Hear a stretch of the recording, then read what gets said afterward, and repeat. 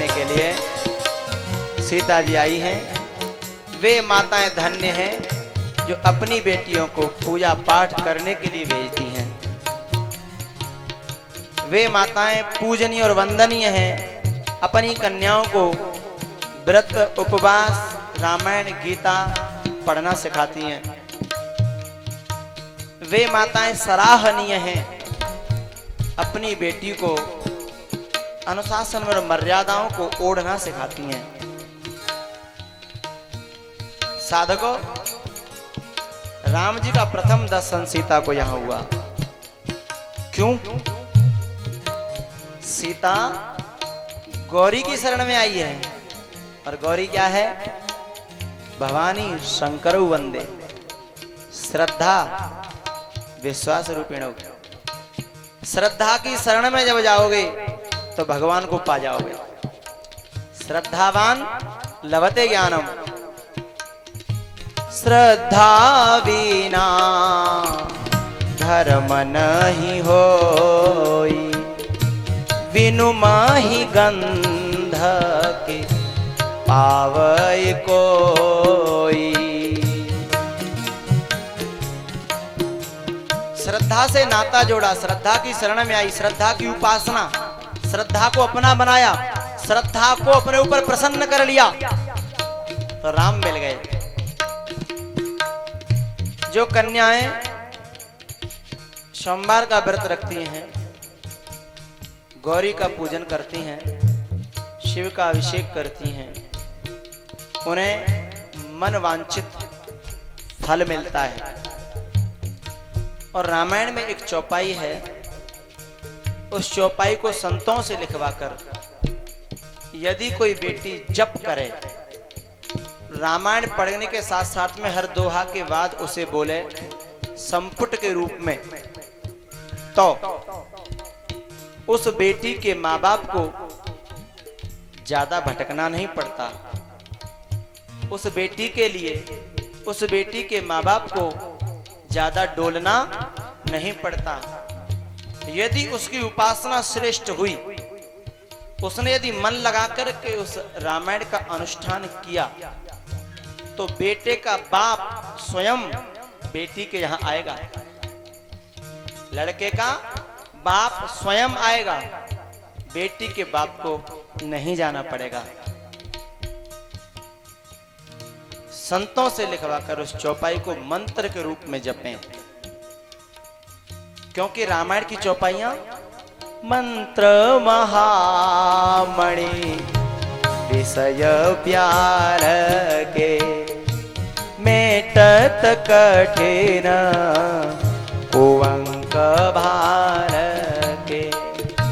नारद जी ने कहा है, जो तप पुकाराई कुमारी तुम्हारी, जो तप पुकाराई कुमारी तुम्हारी, भावी उमेटी सकहि त्रिपुरारी,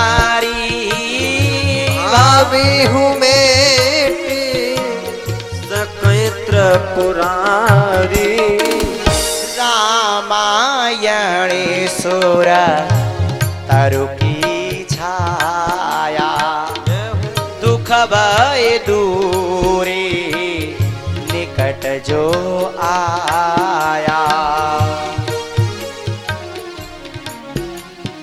सीता जी गौरी पूजन के लिए आई हैं। उनमें से एक सीता जी की सखियां जो थी, उनमें से एक सखी गई, राम जी का दर्शन हो गया और बस दर्शन करके पागल हो गई।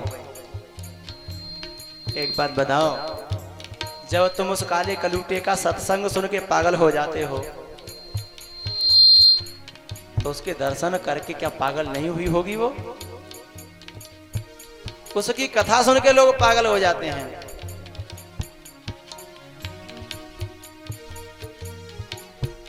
ये जो बैठी है ना माता बहने, ये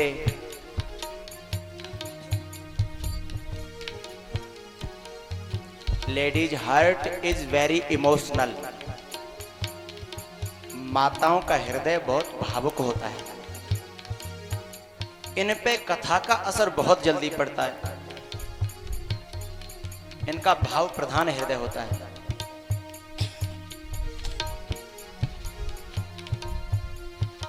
कल की एक बात घटना बता दूं मैं आपको संक्षेप से। मतलब कथा को सुन के लोग पागल हो जाते हैं। कल हम एक जगह गए तो एक बेटी बता रही थी, पता नहीं कथा से क्या हो जाता है। मैं कथा सुनने जा रही थी और मेरे को ध्यान ही नहीं रहा, मैंने एक ड्रेस की जगह 2 ड्रेस पहन ली। पुरानी ड्रेस ऊपर और नई ड्रेस नीचे। लेकिन बाद में ध्यान आया कि मैं क्या कर बैठी। बाद में ध्यान आया कि ये मैंने क्या कर लिया। लेकिन अब होता क्या है, तो जब कथा सुन करके ऐसा हाल हो जाता है तो जिसकी कथा हो रही है उसे देख लोगे तो क्या होगा।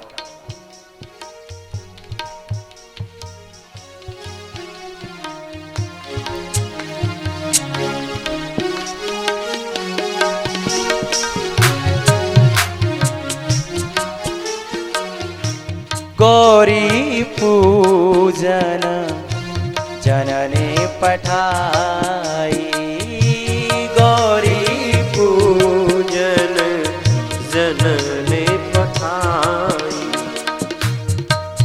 वो सखी जो एक थी पागल जैसी हो गई और लौट करके जब आई तो आकर के उसने सीता जी से कहा, अरे सखी, अरे सखी, अवसी देखिए देखन जोगु, अवसी देखिए देखन जोगु। बड़े सुंदर, बहुत सुंदर राजकुमार हैं। मेरी बात मान लो, तू एक बार दर्शन कर ले।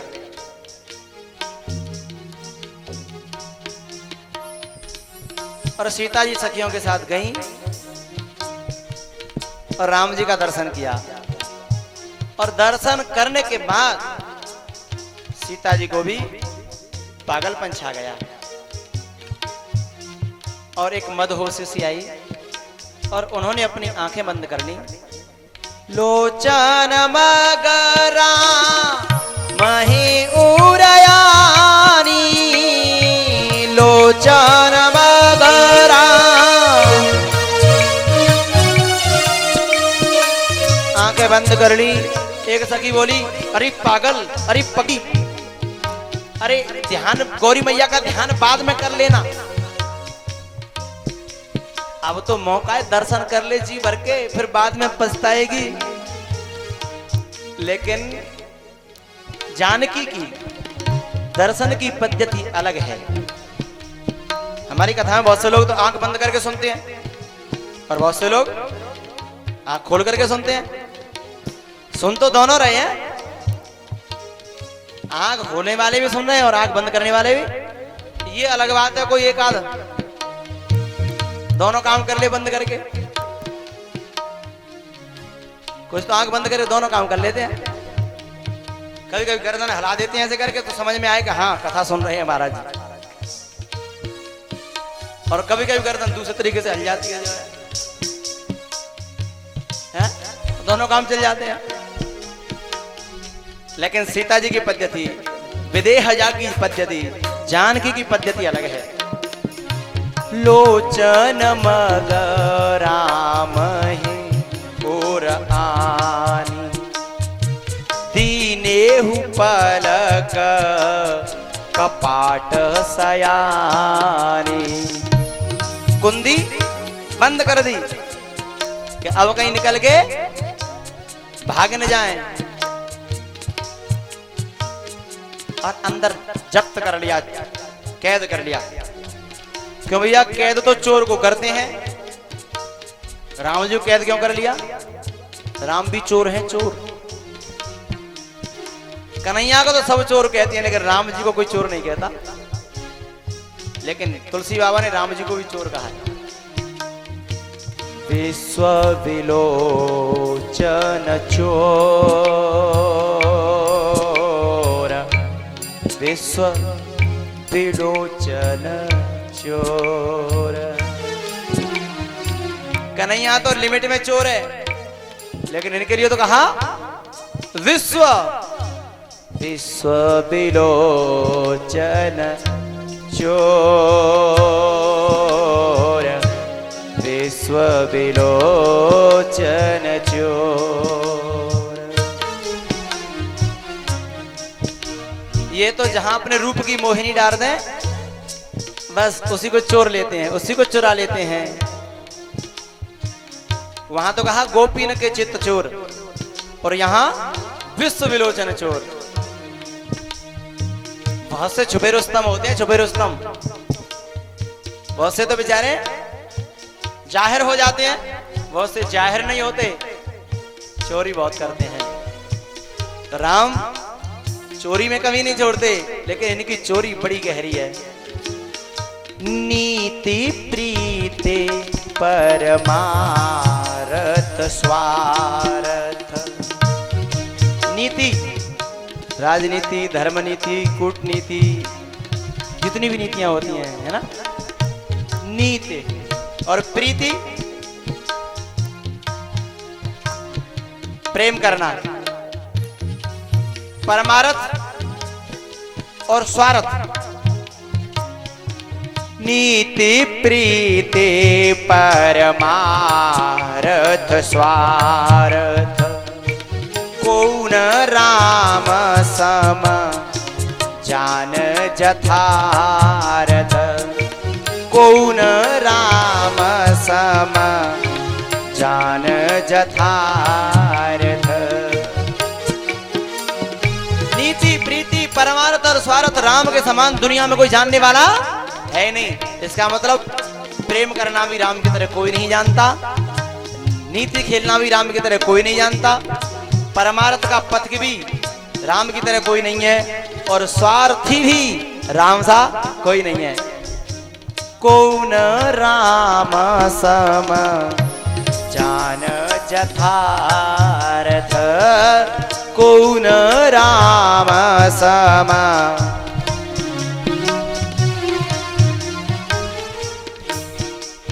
समय का, क्योंकि भागवत की कथा है ना, इसलिए नहीं मैं चारों का अलग अलग एक दृष्टांत भी देता। राम जी के जीवन में घटित होती है ये नीति, कहां खेली उन्होंने,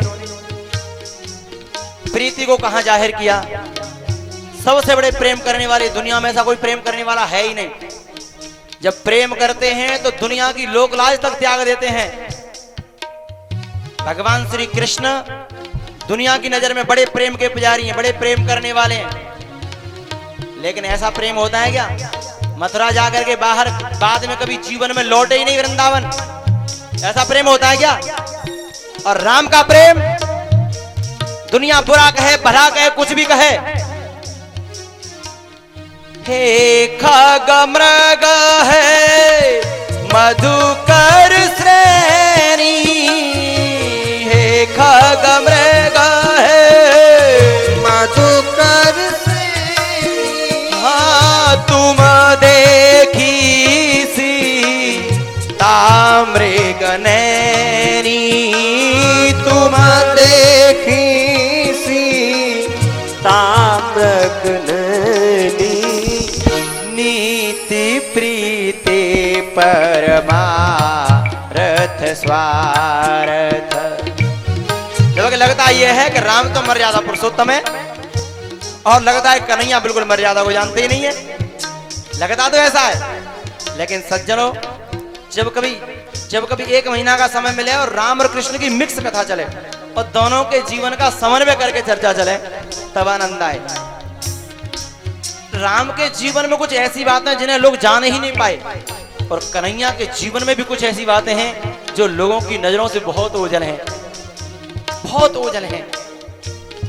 हम राम को अपनी नजरों से देखते हैं और कन्हैया को अपनी नजरों से देखते हैं। जब राम और श्याम को जब संत की नजरों से देखोगे तो उनमें कुछ और दिखाई देगा।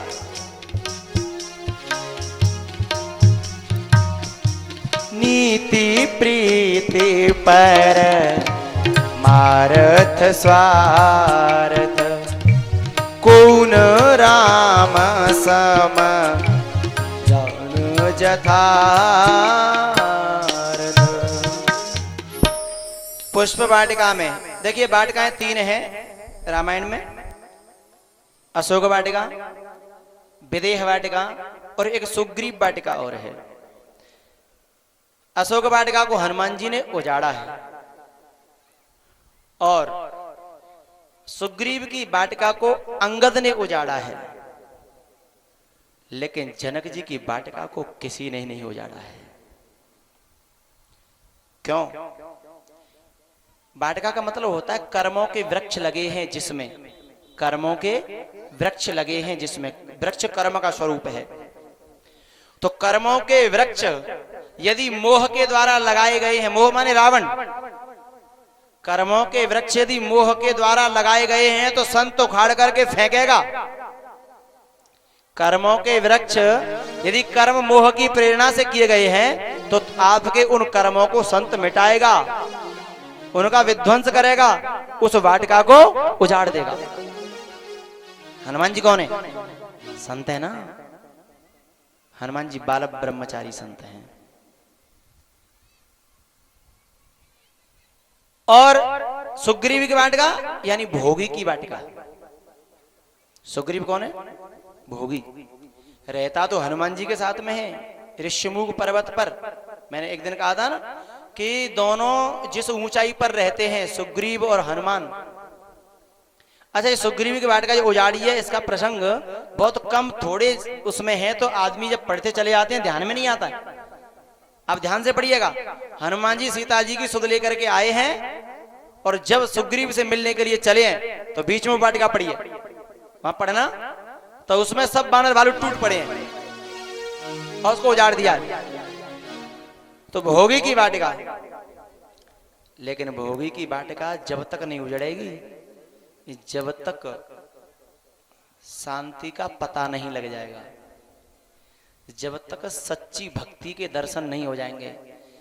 यदि सच्ची के भक्ति के दर्शन तो हुए नहीं और ये संसार भी उजाड़ दिया, कर्म भी उजाड़ दिए, तो वह साधक किसी भी तरफ का नहीं रहेगा। यदि सीता की सुध लाए बिना सुग्रीव की वाटिका को कोई उजाड़ देता तो उसे अपनी जान से हाथ धोने पड़ते। सुग्रीव उसको छोड़ता नहीं, लेकिन जिसने सीता का दर्शन पा लिया है, जिसने भक्ति का दर्शन पा लिया है, जिसके जीवन में शांति आ चुकी है अथवा जिसे अपने आत्मा में रति हो गई है, उसके लिए भोगों की कोई कीमत नहीं है और उसे संसार का कोई व्यक्ति हानि पहुंचा ही नहीं सकता साहब, चाहे वो वाटिका उजड़े चाहे वो वाटिका रहे। 2 वाटिकाओं को उजाड़ा है, लेकिन विदेह की वाटिका को क्यों नहीं उजाड़ा? इसमें जो वृक्ष हैं वो भक्ति के द्वारा लगाए गए हैं। इसमें जो वृक्ष हैं वो एक संत के द्वारा लगाए गए हैं। जनक जी कौन है? जनक जी संत हैं, गृहस्थ में रहते हुए भी संत हैं। तो संत के द्वारा जो कर्म किया जाए, जो कर्म सिखाया जाए, जो परंपरा बनाई जाए, वह उजाड़ने के योग्य नहीं होती है। और उसे कोई उजाड़ना चाहता है तो रावण हो सकता है। जैसे देखो हमारे जगह जगह संत प्रभात फेरी चालू करा रहे हैं, कीर्तन करा रहे हैं, अच्छे अच्छे उपदेश दे रहे हैं, नई नई परंपराएं बना रहे हैं, तो इनको तोड़ना, इनकी निंदा करना, इनको उजाड़ना राक्षसों का काम है। इनको उजाड़ना राक्षसों का काम है। दुष्टों को ये शुभ कर्म अच्छे नहीं लगते। रावण को हवन करना संतों का अच्छा नहीं लगता। आपन उठ धावे, जहां शुभ कर्म सुनाई देता तो खुद दौड़ पड़ता है, मंत्रियों से भी नहीं कहता। आपन उठ धावे शुभ कर्म को नष्ट करने के लिए। तो संत जो है अशुभ और भोग की वाटिका को उजाड़ता है, और जो दुष्ट है वो है शुभ कर्मों की और संतों की बनाई हुई वाटिका को, भक्ति की वाटिका को उजाड़ता है। विदेह की वाटिका को उजाड़ने की सामर्थ्य किसी में है ही नहीं। अच्छा, दुर्गुण हमारी वाटिका को उजाड़ते हैं, लेकिन दुर्गुणों का जहां प्रवेश तक नहीं होगा वह हमारी वाटिका को नहीं उजाड़ सकते। देखिए, अयोध्या का जब वर्णन किया तुलसी बाबा ने, तो वहां उन्होंने उसकी वंदना तो की, लेकिन फिर भी एक कमी बता दी। लंका का जब वर्णन किया तो उसकी बुराई करी, लेकिन एक खासियत बता दी।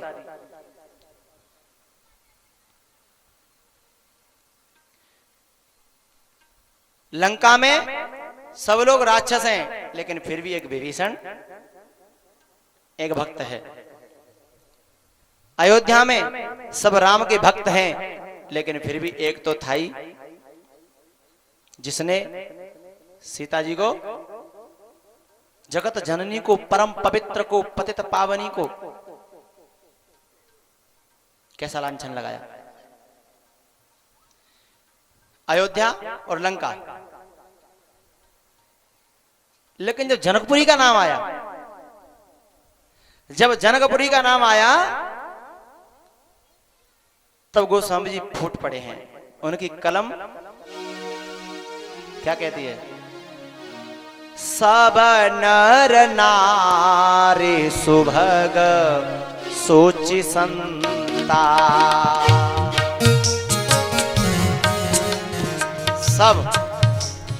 सब का मतलब पूरे, और नर ही नर नहीं, सब नर नारी, नर भी और नारी भी संत हैं, क्योंकि ये विदेह की नगरी है, एक संत की नगरी है ये। और संत जिस नगरी को अपनी बना लेते हैं, फिर वहां असंत रहने ही नहीं देते साहब। सब नर नारी सुभग सूचि संता। और विशेष बात, धर्मशील ज्ञानी गुणवंता। धर्मशील ज्ञानी गुणवंता। सब नर नारी सुभग सोचि संता।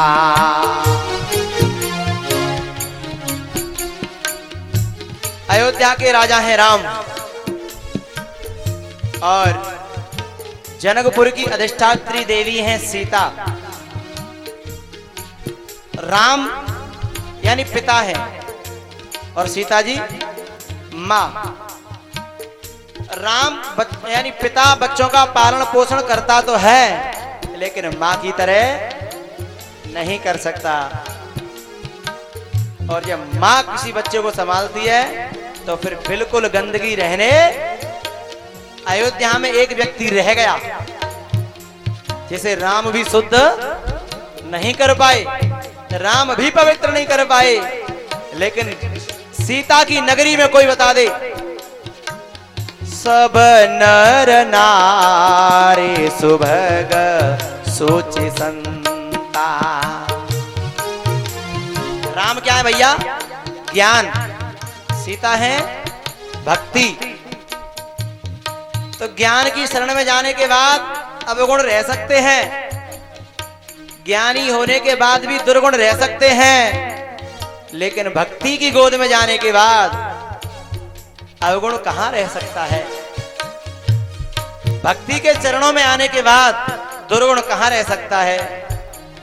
जनकपुरवासी भक्ति की गोद में है, और अवधपुरवासी ज्ञान के जिज्ञासु हैं। तो ज्ञान होने के बाद में जरूरी नहीं है कि विनम्रता आ जाए, ज्ञान होने के बाद में जरूरी नहीं है भैया कि हमारा चित्त स्थिर हो जाए, ज्ञान होने के बाद में जरूरी नहीं है शांति मिल जाए, क्योंकि ज्ञान उच्छृंखल भी तो बना देता है, ज्ञान कभी कभी उद्दंड भी तो बना देता है, ज्ञान कभी कभी रावण भी तो बना देता है। लेकिन भक्ति की शरण में जो आए, कोई बता दो, उच्छृंखल हुआ हो, उद्दंड हुआ हो, क्यों? भक्ति अपने बालक को बिल्कुल नहला के धुला के पवित्र करके और तब ज्ञान को सौंपती है। मम्मी बालक को नहला के धुला के और काजल का ऐसे माथे पे लगाएगी और तुरंत पप्पा को दे देगी, ले खिला ले, और पप्पा की गोद में जाते ही यदि माँ ने गड़बड़ी कर दी कछु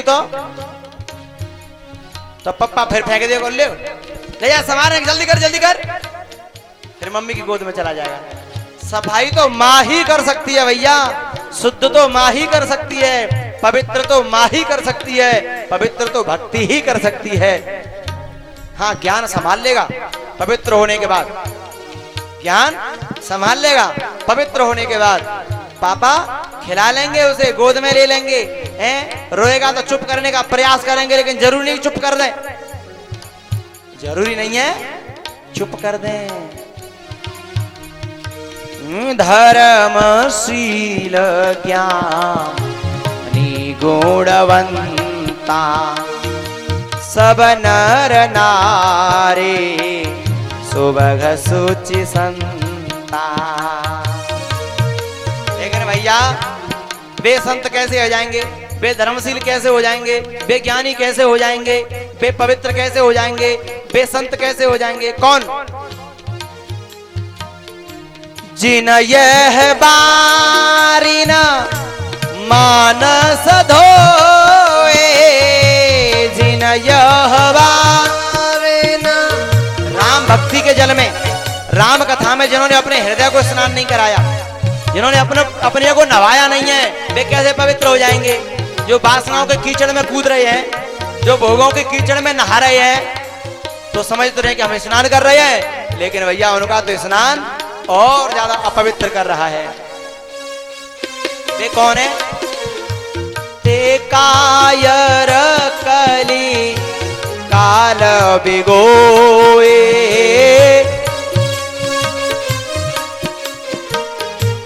काल बिगोए तब ते मोहिन व्यापी माया,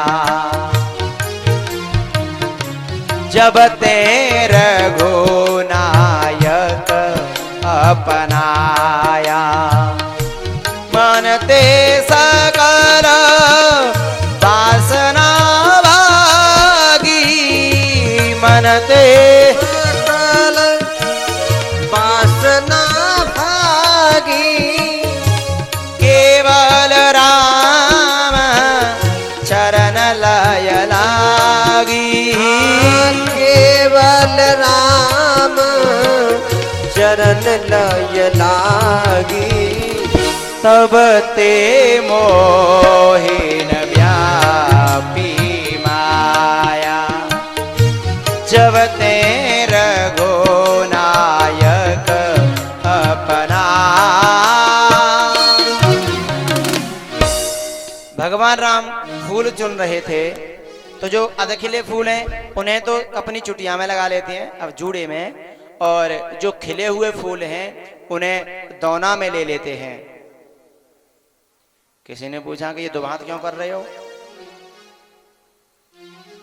भगवान ने कहा अधिकले फूल हैं मेरे भक्त, और पूर्ण जो विकसित हैं वे तो ज्ञानी हैं, जो अपने आप को पूर्ण विकसित मानते हैं वे तो ज्ञानी हैं। ज्ञानियों को मैं डलिया में रखता हूं, जब चाहूं तब गिरा सकता हूं, क्योंकि ज्ञान में अहम की संभावना ज्यादातर रहती है। ज्ञान में अहम की संभावना ज्यादा रहती है, इसीलिए मुझे आंखों के सामने रखना पड़ता है। भैया जो बालक ज्यादा उद्दंड होता है, ज्यादा बदमाश होता है, जिसके फिसलने की ज्यादा संभावना रहती है, उसे आंखों के सामने रखना पड़ता है ना।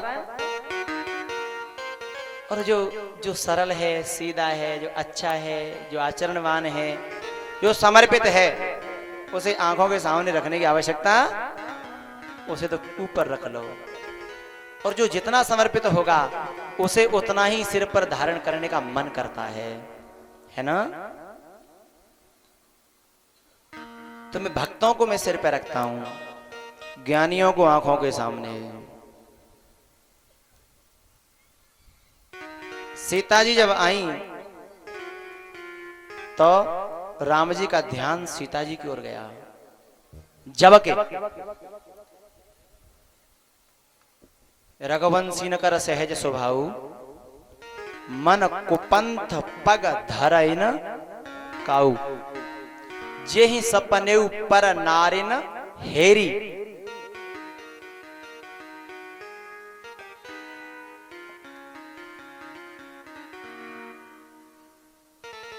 माताओं, मैं रोजाना एक चौपाई गाता हूं। सपने में भी जो पराये पुरुष का दर्शन नहीं करती हैं, वो बहनाएं, वो माताएं बहुत चरित्रवान, सुलक्षणी और वंदनीय, उनके चरणों की धूल माथे पर लगाई जाए तो आदमी का जीवन पवित्र हो जाए। चौपाई गाता हूं कि नहीं गाता हूं, ना बताओ, मूड हला के बताओ। किन किन को याद हो गई है, हाथ खड़ा करके बताओ, जिनको याद हो गई है। अच्छा,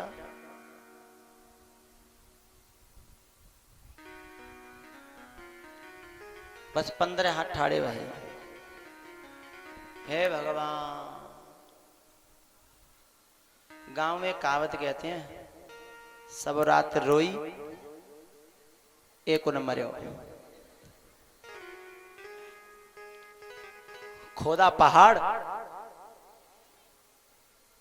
क्या बताऊं आपको।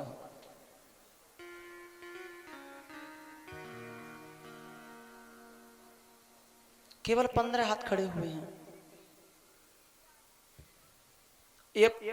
ये बाबा लोग जो है ना, रोजाना कहते थे कि नारी ऐसी होनी चाहिए। साहब बाबा बड़ी बढ़िया बात कहते हैं। इन 15 को बहुत बहुत धन्यवाद जिन्होंने मेरी बात की लाज राखी है, और सबन को डबल धन्यवाद है। बहुत बढ़िया। चलो आगे बैठी तो होते हैं, बढ़िया है, चलो बढ़िया है। लेकिन भैया, जो नियम इनके लिए बनाया है तुलसी बाबा ने, वही नियम हमारे लिए बनाया है। उत्तम के अस बस मन माही, सपने हु आन पुरुष जग नाही। इनके लिए और हमारे लिए, रघुवंशी न कर सहज सुभाव, मन को पंथ पग धरे न काहू। अब वो जो चौपाई थी उसका बिल्कुल दूसरा रूप, फोटो स्टेट 2 कॉपी। जेहि सपने हु पर नारी न हेरी, जेहि सपने हु पर नारी न हेरी।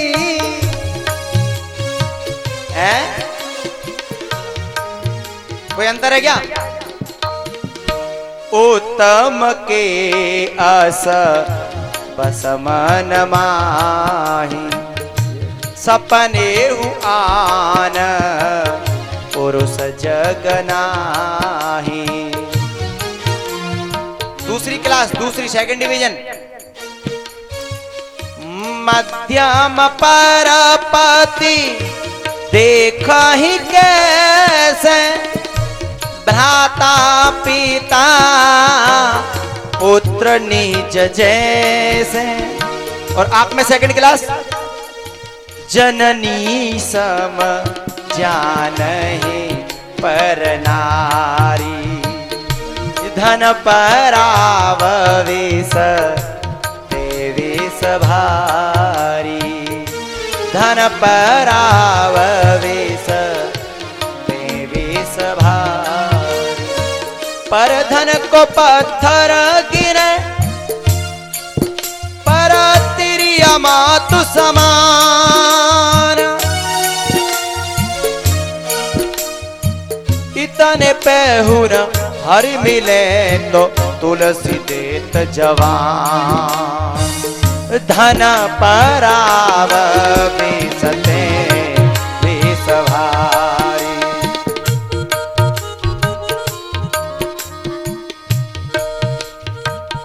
जननी सम जानहि पर नारी, जननी सम जानहि पर नारी।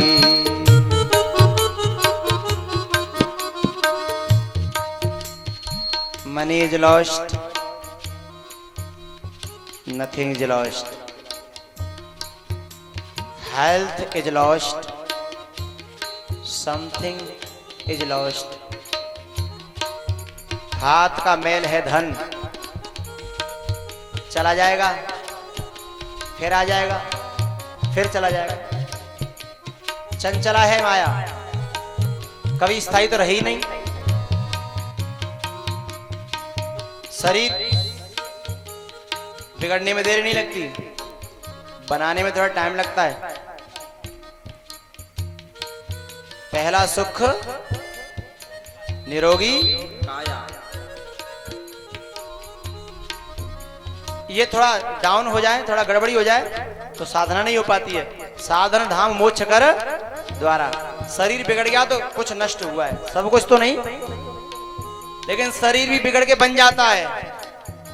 लेकिन भैया character is lost, all thing is lost, everything, all. चरित्र जब चला जाता है, बात जब बिगड़ जाती है, इज्जत जब लुट जाती है, तो फिर बचता क्या है मुझे बताओ। बात यदि बनी है, इज्जत यदि बनी है, चरित्र यदि बना है, तो गरीबी भले ही है लेकिन दुनिया में पूजा जाएगा। धन भले ही नहीं है लेकिन दुनिया हाथों पर उठा ले जाएगी। लेकिन बात बिगड़ चुकी है, करोड़पति होगा तो अपने लिए होगा, दुनिया गालियों की लाइन लगा देगी। पैसा वाला होगा अपने लिए होगा। मैं नाम तो नहीं लूंगा, लेकिन आपके क्षेत्र का एक बहुत तगड़ा पैसे वाला व्यक्ति मां रविनंदिनी के किनारे, रवि तनुजा के किनारे, यमकी बहन के किनारे, पैसे की जिसके पास था नहीं है। मैंने वहां कथा करी थी, लेकिन जिंदगी पशु से भी गई हुई थी, कोई जीवन नहीं है। रवि तनुजा नहीं समझे क्या? रविनंदन, यमुना मैया, यम की बहन, पैसे का पार नहीं भैया। देश के, हमारे प्रदेश के मुख्यमंत्री भी जिससे कर्ज लेने आते हैं, हमारे प्रदेश के मुख्यमंत्री भी जिससे कर्ज लेने आते हैं, इतना पैसा, लेकिन जिंदगी, घृणा होती है उस जिंदगी से।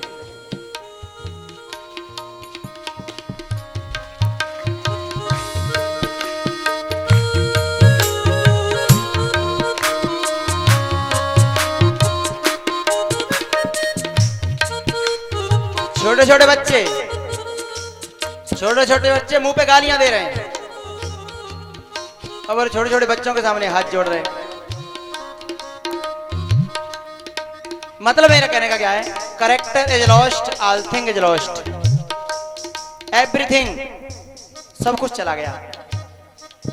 क्या करेंगे उस धन का? क्या करेंगे उन नोटों का? क्या करेंगे उन खेतों का? क्या करेंगे उन खजानों का? हाँ? सबसे कठिन जाते अपमाना, लेकिन किसके लिए? शर्मदार के लिए है। सबसे कठिन अपमान जाति में, सबसे किसके लिए? आप शर्मदार होगा तो, और जब है ही नहीं, पल्लू में उतार के फेंक दी छप्पर पर, तो सबसे कठिन जाते अपमाना।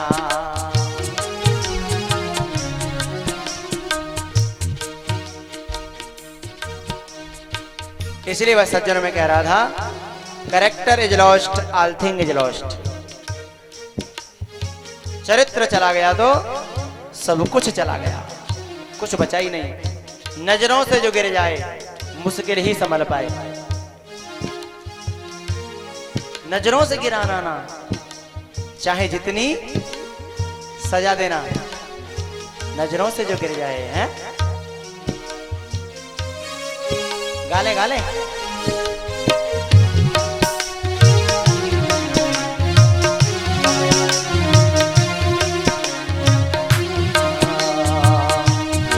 मुरादे तेरे चरणों की, श्यामा तेरे चरणों की, रज धूल ही मिले जाए। राधे तेरे चरणों की, पग धूल जो मिल जाए। सच कहता हूँ मेरी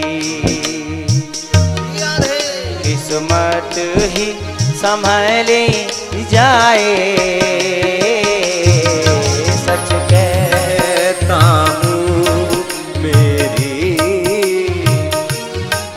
नजरों से गिराना ना, चाहे जितनी सजा देना। नजरों से गिराना ना, चाहे कितनी सजा देना। नजरों से जो गिर जाए मुश्किल ही संभले पाए। नजरों से जो गिर जाए मुश्किल ही संभल पाए। राधे तेरे चरणों की। पूरा तो क्या गाए, लास्ट तमन्ना साधक की क्या होती है। राधे मेरे जीवन की बस एक तमन्ना है। राधे मेरे जीवन की बस एक तमन्ना है। आपके पड़ोसी गांव में एक बार सत्संग हुआ था, कथा हुई थी और आंधी आई थी। आप सब लोग गए होंगे जरूर।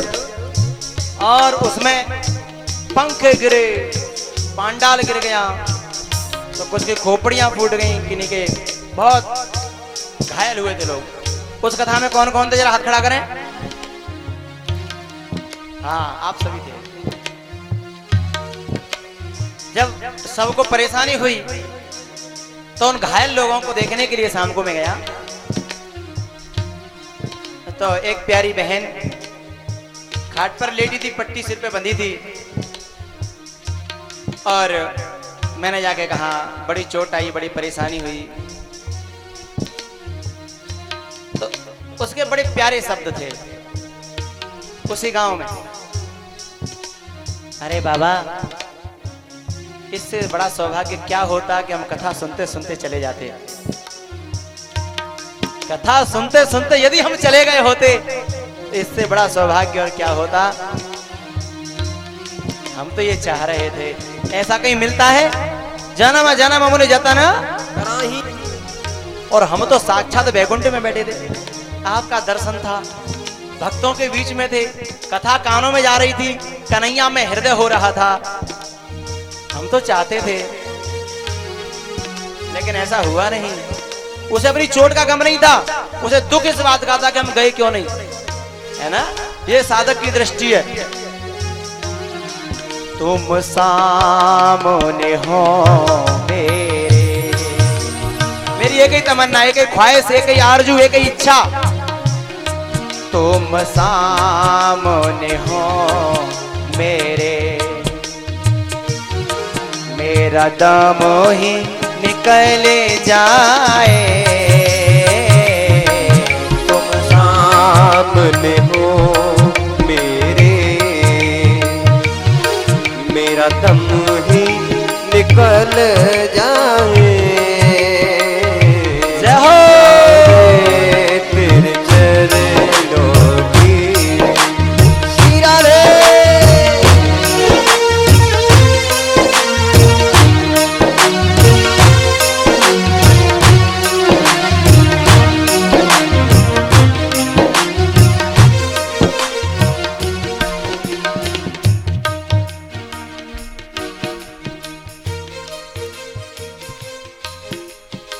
जो मुझे दिखाई नहीं दे रहे हैं उस मुझे क्षमा करेंगे, टेंट थोड़ा नीचा रह गया, आप मुझे दिखाई नहीं दे रहे और आपको मैं दिखाई नहीं दे रहा हूँ, पर चलो शब्दों से गुजारा कर लेना, शब्दों से मेरे पहुंच ही रहे होंगे, हैं? पीछे तक पहुंच रहे हैं क्या? धन्यवाद, बस शब्दों से गुजारा कर लेना, परिस्थितियों से समझौता कर लो, हैं?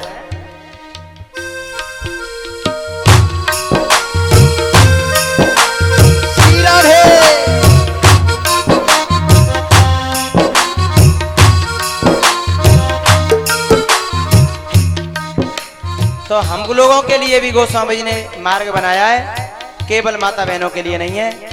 सपने हुजे पर नारे नहेरी, रघुवंशी न कर सहज सुभाऊ, मन को पंथ पग धरे न काऊ, धन पराव विष ते विष भारी, धन पराव विष ते विष भारी, जननी समझा नहीं पर नारी, जननी समझा नहीं पर नारी, तब ते मोहिन व्यापी माया, जब ते रघुनायक अपनाया, अब ते रघुनायक अपनाया, मन ते सकल वासना भागी, मन ते सकल वासना भागी, केवल राम चरण लय लागी, केवल राम चरण लय लागी, को जग जाहे न व्यापी माया, चिंता सापिन को नहीं खाया, चिंता सापिन को नहीं खाया, हाँ यह सब माया कर परिवारा, यह सब माया कर परिवारा, प्रबल अमिति को परने पारा, प्रबल अमित को परने पारा, केवल राम चरण लय लागी, केवल राम चरण लय लागी। भगवान राम की छवि को सीता जी ने अपने हृदय में बसाया, लेकिन भगवान राम सीता जी के आगमन पर उधर आकर्षित हुए, क्यों? सीता जी है भक्ति, और भक्ति पर भगवान आकर्षित होते हैं, ये पक्की बात है। अच्छा, विश्राम अभी कर दें? कोई ज्यादा परेशानी हो रही हो तो? नहीं, 10 मिनट और हैं अभी आपके विश्राम के टाइम में, 10 मिनट और हैं। 10 मिनट और कह लें? कह लें क्या? हाँ जी धन्यवाद। आप पक्की करके चलो।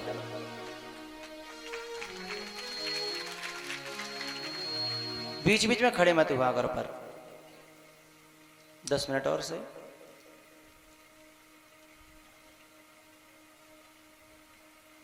भगवान राम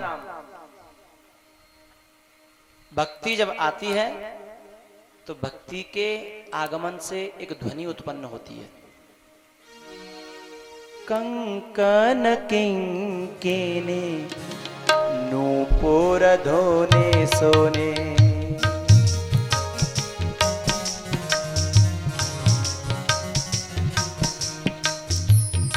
है ना? और जिसके जीवन की वाटिका में जब भक्ति आती है, जिसके हृदय में जब भक्ति आती है तो भक्ति का शोर होता है। भक्ति शोर करती है। गांव में कोई नेका भजन पूजा पाठ करे भी लग जाए, शोर होता है कि नहीं होता? कोई बालक नेका चरित्रवान होने के बढ़िया से हो तो नेक दिन शोर हो जाता साहब, फलाने का बालक, फलाने का बालक साहब, फलाने का बालक साहब।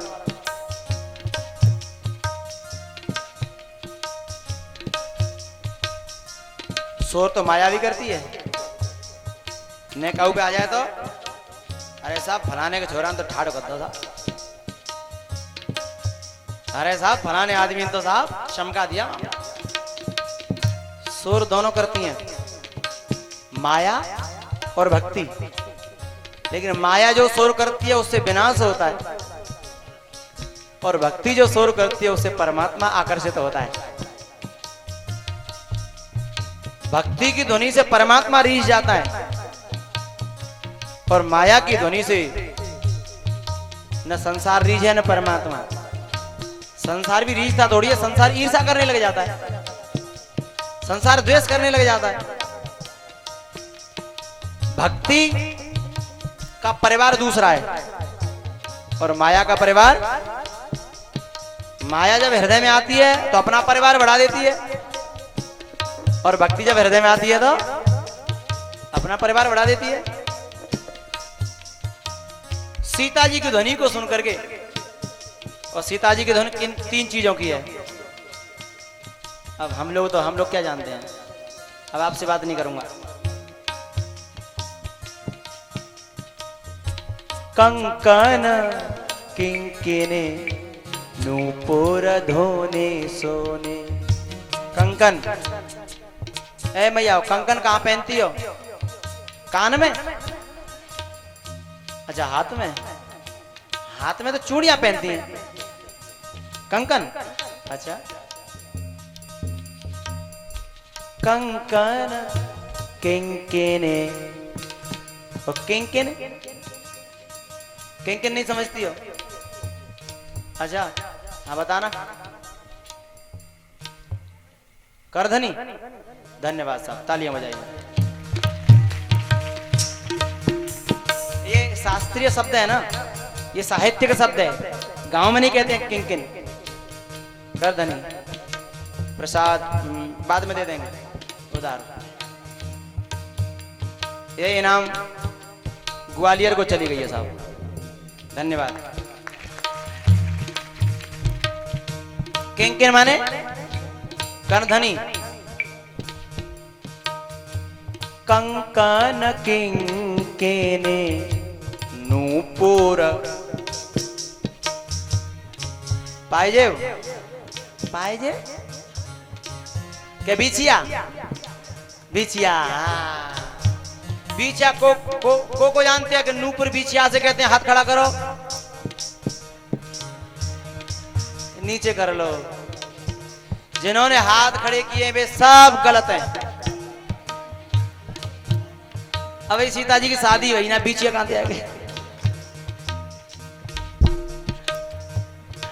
अभी सीता जी की शादी हुई नहीं है, बिछिया कहां से आ गए? बच्चे तो सब मोह जैसी बावड़ सिल्ली है सही। कंकन किंकिनी नूपुर धोने सोने। पाइजे जो बता रही हैं वो सही है अपनी जगह पे। तोड़ियां पहन सकती हैं, लेकिन बिछिया और भैया कोई पहन लेते होगी, कोई मुबारक कोई होगी, तुम में तो पहन लेते होगी, और जो पहन लेते होगी सोई बतावेगी। अभी तो सीता जी की शादी नहीं हुई भैया। कंकन किंकिणी नूपुर धोने सोने। अब आपसे बात करूंगा। इन्होंने बता दिया कंकन हाथ में पहना जाता है, ठीक है, बढ़िया है, लेकिन कंकन का आध्यात्मिक अर्थ है क्या? कंकन माने होता है निष्काम सेवा। भक्ति में तीन आभूषण जरूर होने चाहिए, भक्ति सुशोभित होती है। निष्काम सेवा, कौंधनी यानी कमर कसना, यानी हर शुभ कार्य में तत्परता, समझ रहे हैं? श्रद्धावान लभते ज्ञानम तत्पर। तत्पर माने काल करे सो आज करो, आज करे सो बाबा ने ऊद उठा रखी है, भजन करो भजन करो भजन करो भजन करो। अरे बुढ़ापे में कर लेंगे भजन, कि अभी भजन कर, बाबा कह रहे हो जवानी में भजन करो, जवानी में भजन करो तो बालकन को देखेगा। अरे बुढ़ापा पर हो, पूरा भजन के लिए कर लेंगे भजन, कर लेंगे भजन। यह है प्रमाद। और तत्परता, जिस दिन सुना, कल हम यहां से जाके मंदिर बैठे ना, तो एक बालक की मैंने माला डाली थी, फेरी के लोग थे कि नहीं वहां, एक बालक के मैंने अपने गले से उठाकर माला डाल दी। क्यों? उसने कथा में सुना कि ये कुकर्म नहीं करने चाहिए, उसने तुरंत संकल्प कर लिया और नहीं, आज के बाद नहीं करूंगा। ये तत्परता है कि जिस दिन जाना उसी दिन त्याग दिया, जिस दिन समझ में आई उसी दिन मान लिया, ये तत्परता है। कमर कसना मतलब तैयार रहना, जो बात बताई जाए उसी को धारण कर ले, जीवन में उतार ले। भक्ति में ये लक्षण होना चाहिए, भक्ति का ये आभूषण होना चाहिए। और नूपुर यानी निरंतर परमात्मा की तरफ गति, निरंतर साधना में गतिशील रहना, रुकना नहीं। कंकन किंकिणी नूपुर धोने सोने। कंकन किंकिणी नूपुर धोना सोने।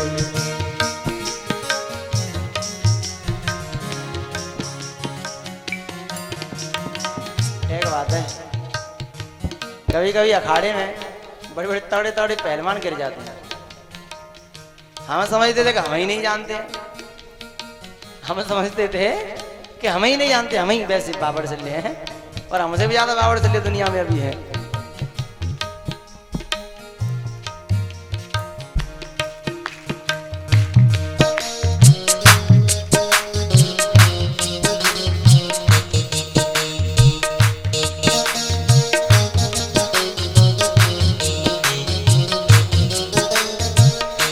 तब ते मोहे न व्यापी माया, जब ते रघुनायक अपनाया। भगवान राम जनकपुर में अंदर पहुंचे हैं धनुष तोड़ने के लिए। वहां बहुत सारे राजा आए हुए हैं, और किसी से भी धनुष टूटने की तो बात छोड़ो, हिला तक नहीं है। जब जनक जी दुखी हो गए कि अब को जाने, आज के बाद कोई भाखे भटमानी और वीर विहीन मही में जानी। इतनी जब कही तो लखन जी का पारा चढ़ गया, गर्म हो गए उनके तेवर, आंखें लाल हो गई और खड़े हो गए। बोले जनक, जनक कही जस